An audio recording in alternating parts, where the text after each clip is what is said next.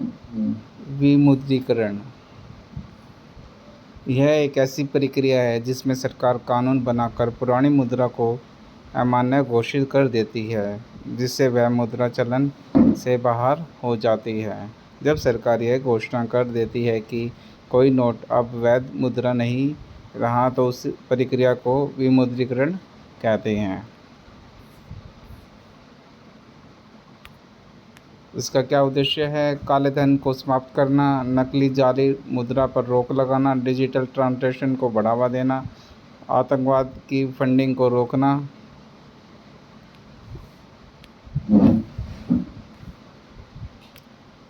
भारत में विमुद्रीकरण कब हुआ था? पहली बार दिनांक 12/1/1946 में हुआ था। प्रधानमंत्री थे ब्रिटिश शासन लॉर्ड वेबल। आरबीआई गवर्नर थे सी.डी. देशमुख। प्रचलन से बाहर हुई थी 1000 का नोट और 10,000 का नोट। दूसरी बार दिनांक 16/1/1978 में। प्रधानमंत्री कौन थे? मोरारजी देसाई। गवर्नर थे आई.जी. पटेल। प्रचलन से बाहर हुआ था 1000 और 5000, 10,000 का नोट।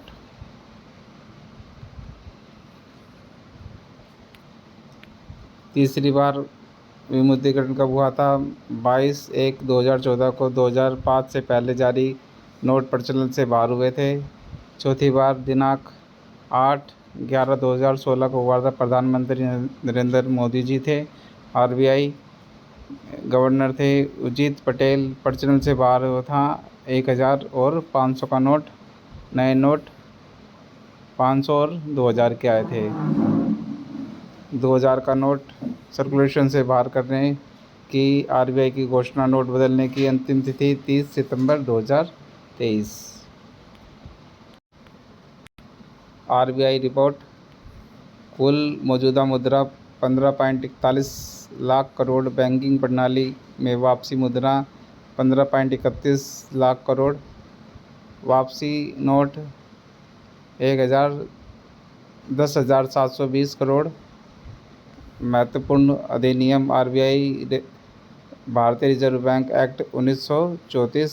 धारा 22 आरबीआई को नोट जारी करने का अधिकार देती है। धारा 26(2) केंद्रीय सरकार को आरबीआई की सिफारिश पर किसी भी बैंक की श्रृंखला को बंद करने का अधिकार देती है।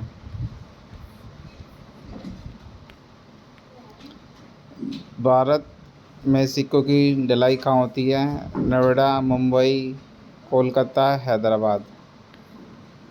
भारत में नोट प्रिंटिंग कहाँ होते हैं? प्रेस कहाँ पर है? नासिक में, देवास में, मैसूर में, कर्नाटक, सालबोनी में, पश्चिम बंगाल में है जो।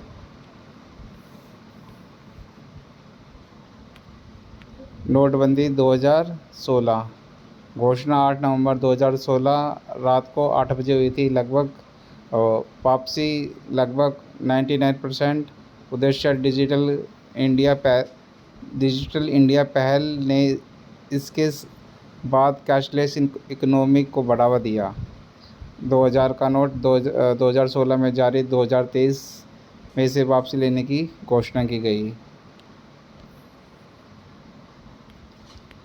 काला धन अवैध तरीके से कमाया हुआ धन जिस पर इनकम टैक्स ना दिया गया हो। सफ़ेद धन वैध तरीके से कमाया हुआ धन जिस पर इनकम टैक्स दिया गया हो। सुप्रीम कोर्ट का फैसला 2023, तारीख 2 जनवरी 2023। निर्णय 5 जजों की संविधान पीठ ने 4:1 के बहुमत से 2016 को नोटबंदी वैध की। जस्टिस पीठ की अध्यक्षता S.A. नज़ीर। असहमति जताने वाले एकमात्र जस्टिस B.V. नागारत्ना। भारतीय रिजर्व बैंक आरबीआई स्थापना 1 अप्रैल 1935 में हुई थी। राष्ट्रीय बैंक का दर्जा कब मिला था? 1 जनवरी 1949 को। एकमात्र अधिकार भारत में बैंक नोट्स जारी करना। देश में विदेशी मुद्रा रिजर्व बैंक प्रबंधन का कार्य करता है। शुरुआती मुख्यालय कोलकाता में था, वर्तमान मुख्यालय मुंबई वर्ष 1973 से है। भारतीय नोट में कुल 17 भाषाएं हैं। पैनल में 15 प्लस हिंदी और इंग्लिश।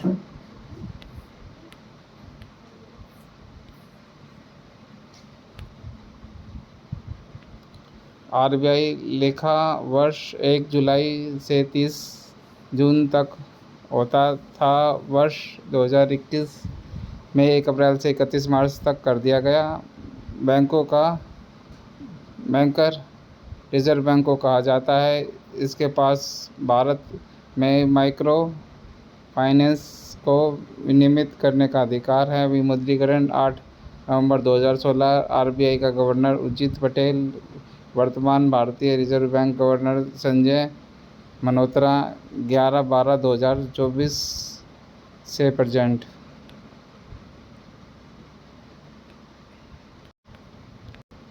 भारतीय नोटों की सुरक्षा फीचर्स। वाटरमार्क।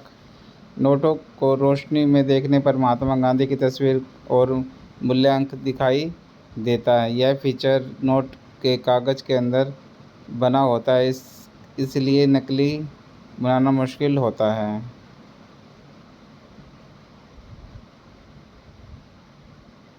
इंटेलिग्लो प्रिंटिंग।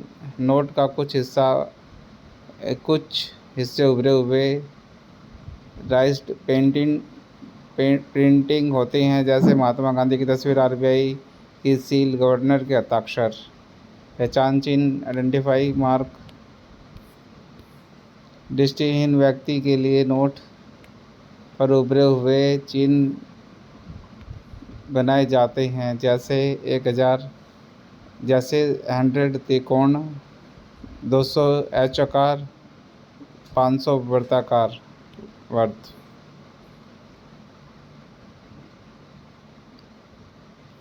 इस प्रकार आप पहचान सकते हैं।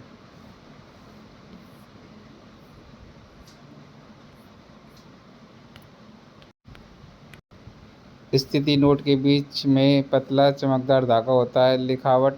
इस धागे पर भारत आरबीआई के नोट का मूल्य लिखा होता है। रोशनी में दृश्य। जब नोट को रोशनी के सामने रखते हैं तो वह धागा एक सीधी रेखा के रूप में लगातार दिखाई देता है। रंग परिवर्तन। कुछ नोटों में यह धागा हरा से नीला रंग बदलता हुआ दिखाई देता है। नोट के अंदर लगा होता है। यह धागा कागज़ के अंदर इनबिल्ट होता है, इसलिए इसे निकालना या नकली बनाना कठिन होता है। ये कुछ महत्वपूर्ण फुल फॉर्म हैं।